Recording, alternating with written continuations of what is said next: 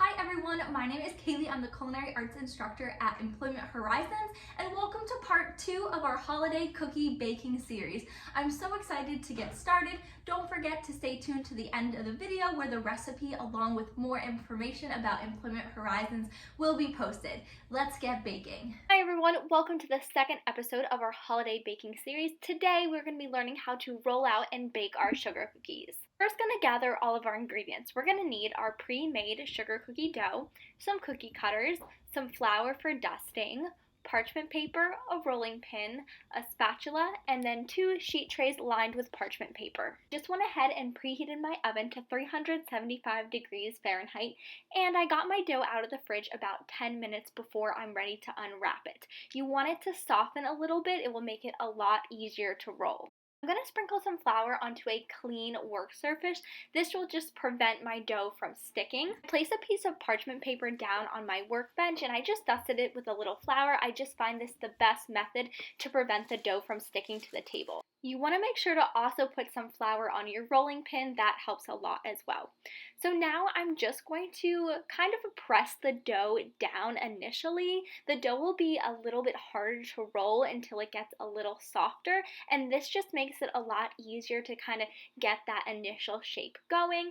Unlike when we're making pie crust, we really don't have to worry about the final shape. As long as our dough is rolled out, we can punch out our cookies. My dough is at the stage where I normally place a sheet of parchment paper on top of my dough and continue to roll it out to ½ an inch thick, but just to make it easier for this video, I'm going to roll it without so you guys can see. You could roll your dough a little bit thinner, but I wouldn't go any thinner than 1/4 of an inch. Rolling the dough, it's important not to just roll in one direction. You want to do a quarter turn and then continue to roll, moving your rolling pin vertically and horizontally. My dough is at the desired thickness, so now it's time to punch out the cookies. So I'm just going to take my flour and dump it right onto my workbench, and then I'm going to grab whatever cookie cutters I like. Today I think I'm going to use a star, a snowflake, and a circle. You want to make sure you dip your cookie cutter in the flour before you punch out your dough. Sometimes the cookie will still stick to the cookie cutter. That's okay. You can just very gently use your fingers to punch it out like you see here. I'm going to do the same method with my circle cutter. I'm going to dip it in my flour and then punch it out.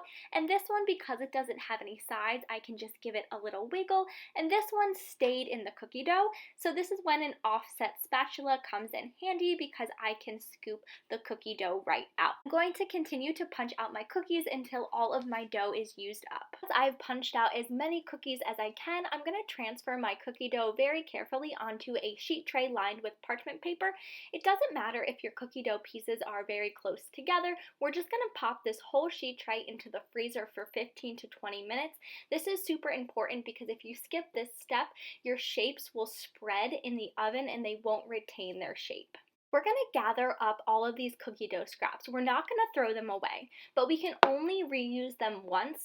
So what happens every time we work and roll out the dough, gluten will form and our cookies will be more tough than the last batch. So I'm just going to form this into a disc and you can see that it's very, very soft. I'm going to wrap it back in plastic wrap and then stick it in the fridge, and I'm going to use it later on. After 20 minutes, I just took my cookie dough pieces out of the freezer. They're nice and hard. You can just pop this tray straight into the freezer, but because I had 2 different sizes, I transferred the larger ones onto a separate baking sheet. This is optional, and then I just popped them in the oven for about 8 to 9 minutes until lightly golden. Using a pair of oven mitts, I took my cookies out of the oven and I'm just going to let them cool for 5 minutes on the sheet tray, and then I'm going to transfer them onto a wire rack. And as you can see, they're nicely golden on the bottom. We're going to allow these cookies to cool completely. At this point in time, you can go ahead and roll out your second batch of cookie dough and bake those. And now that my cookies are completely cooled, I'm going to put them in some airtight containers until I'm ready to decorate them. This concludes part 2 of our holiday baking series. Next time we'll be learning how to decorate our cookies. Hope to see you all there.